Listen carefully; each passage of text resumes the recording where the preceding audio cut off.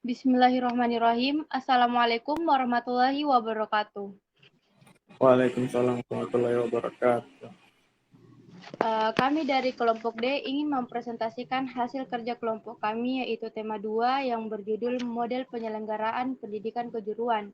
Nah, pertama-tama saya akan memperkenalkan teman-teman kelompok saya, yaitu saya sendiri sebagai moderator, Diandina Kirana. Pemateri pertama atas nama juga Diandina Kirana. Pemateri kedua atas nama Gilang Ramadan. Pemateri ketiga atas nama Alwi, dan pemateri terakhir atas nama Afsar. Baiklah, tanpa berlama-lama pula, saya akan memulai proses presentasi kali ini, yaitu tentang model penyelenggaraan pendidikan kejuruan. Nah, terdapat 3 model penyelenggaraan pendidikan kejuruan sebagaimana dikemukakan oleh Hadi dalam Mulyati AM tahun 2007. Nah, yaitu model berorientasi pasar, model sekolah, dan model pendidikan sistem ganda. Nah, di mana model berorientasi pasar ini konsep pendidikan kejuruan yang berorientasi ke dunia kerja.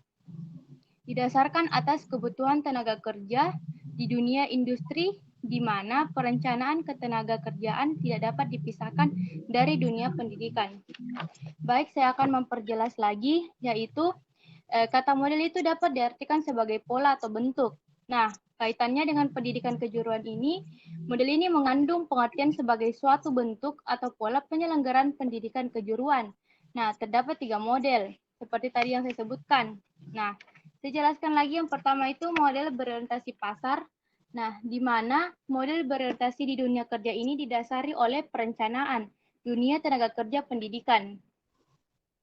Adapun komponen penting di dalam penyelenggaraan pendidikan ini yang memiliki peranan yang sangat penting. Oleh itu, profesi membentuk suatu asosiasi untuk menyeimbangi dengan dunia pendidikan. Nah, poin kedua ialah model sekolah. Model ini sifatnya birokrat. Pemerintah dalam hal ini yang menentukan jenis pendidikan apa yang seharusnya dilaksanakan di perusahaan, bagaimana desain silabusnya, begitu pula dalam hal perdana dan pelatihan yang harus dilaksanakan oleh perusahaan tidak selalu berdasarkan permintaan kebutuhan tenaga kerja maupun jenis pekerjaan saat itu. Nah, di mana model sekolah ini bisa juga disebut dengan school model. Nah, jelas dapat dilaksanakan dan dipisahkan sepenuhnya seperti pada negara Saudi, Italia, dan negara ini menerapkan modul seperti ini atau model sekolah atau school model.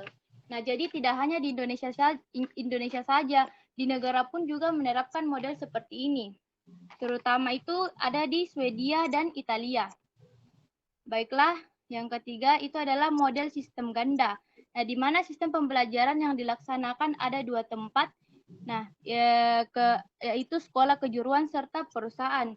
Yang keduanya bahu-membahu dalam menciptakan kemampuan kerja yang handal bagi para pelulus atau pelatihan tersebut. Nah, maksud dari model ini ialah sistem pembelajarannya dilaksanakan di 2 tempat. Seperti yang saya jelaskan bahwa ada sekolah dan kejuruan serta perusahaan yang menciptakan kemampuan kerja yang handal. Nah, di Indonesia ini cenderung sangat menggunakan model yang 3 ini. Nah, program model ganda ini atau biasa disebut dengan program pendidikan sistem ganda atau PPSG. Nah, telah dilaksanakan di Indonesia yang disetujui oleh Menteri Pendidikan dan Kebudayaan. Jadi model ganda ini sangat efektif karena bisa menyeimbangi antara dunia berbasis sekolah atau school based learning dan berbasis kerja yaitu work learning. Jadi bisa belajar sambil kerja atau disebut juga magang. Baiklah, saya akan memberi kesempatan untuk pemateri kedua yaitu atas nama Gilang Ramadan. Silakan.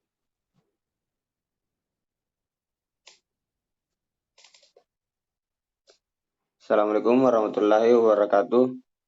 Perkenalkan, nama saya Gilang Ramadan. Saya ingin membacakan materi selanjutnya. Pembelajaran menurut Dimyati dan Mujiono 1999. adalah kegiatan guru secara terprogram dalam desain instruksional untuk membuat siswa belajar secara aktif, yang menekankan pada penyediaan sumber belajar. Undang-Undang Sistem Pendidikan Nasional Nomor 20 Tahun 2003 menyatakan pembelajaran adalah proses interaksi peserta didik dengan pendidik dari sumber belajar pada suatu lingkungan belajar.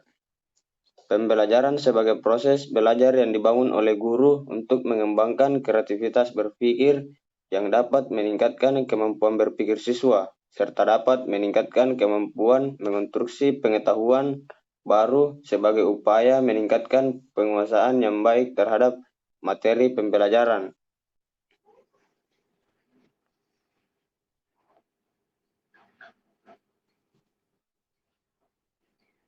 Baik, selanjutnya pemateri ketiga oleh Alwi. Baik, terima kasih atas kesempatan yang diberikan.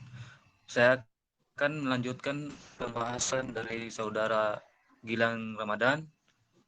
Adapun macam-macam pembelajaran di sekolah kejuruan dalam rangka pembentukan kompetensi siswa, yaitu yang pertama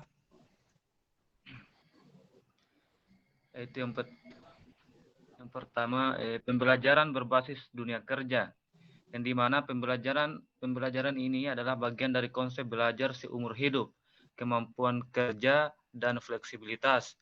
Pembelajaran berbasis dunia kerja digunakan untuk menyatukan semua jenis pembelajaran yang dihasilkan dari kebutuhan dunia kerja, pelatihan pekerjaan, pembelajaran informal, dan pembelajaran yang berhubungan dengan pekerjaan selain dari pendidikan dan pelatihan kerja. Yang kedua adalah pembelajaran berorientasi pengalaman, yaitu proses pendidikan dapat berlangsung setiap saat dan di mana saja seseorang berada. Setiap orang mengalami proses pendidikan melalui apa yang dijumpai dan dikerjakannya. Pendidikan berlangsung secara alamiah meskipun tanpa kesengajaan. Pendidikan merupakan suatu sistem, yaitu proses perolehan pengalaman sehingga menjadi pengetahuan sebagai pengalaman belajar yang berguna bagi peserta didik. Selanjutnya, yang ketiga adalah pendidikan kontekstual. Pembelajaran kontekstual adalah pembelajaran yang membuat siswa mampu memperkuat, mengembangkan, dan menerapkan pengetahuan dan keterampilan akademik di berbagai kondisi, baik di dalam masyarakat maupun di luar sekolah, untuk memecahkan masalah-masalah nyata maupun simulasi. Yang keempat adalah pembelajaran berbasis masalah. Pembelajaran berbasis masalah adalah konsep pembelajaran yang membantu guru menciptakan lingkungan pembelajaran yang dimulai dengan masalah yang penting dan relevan,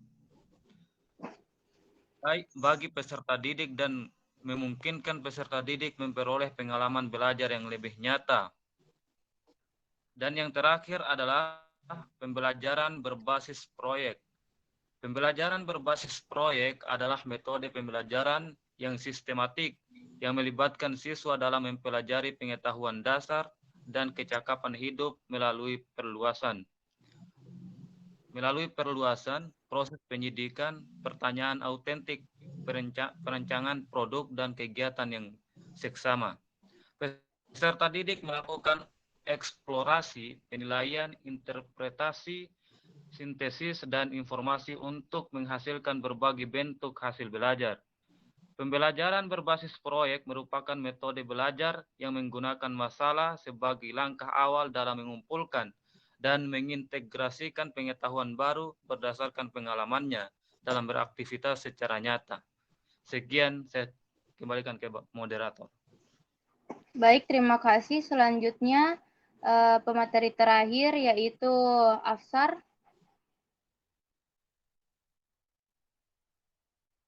Silakan.